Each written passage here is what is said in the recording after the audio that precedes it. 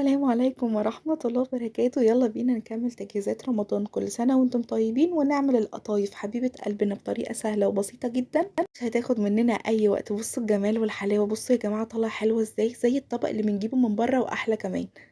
ونعمل كمان الشربات بطريقة سهلة. كوباية كيلو سكر، عليه كوباية مية، عليه معلقتين فانيليا، شرايح ليمون، نقلبهم يغلوا كده خلصنا. ابدأ في القطايف.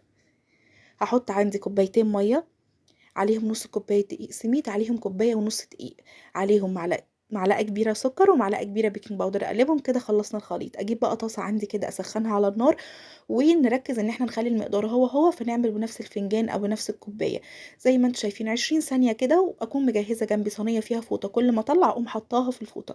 بصوا يا جماعة مفرزة فيها اخرام ازاي، زي اللي بنجيبها من بره واحلى كمان. الحشوة بقى بتاعتي عشان اخزنها، لان انا ما بفضلش ان انا اخزنها وهي نية. زي ما انتم شايفين كده حمرتها، هنزلها في الشربات، ويا خرابي على الجمال.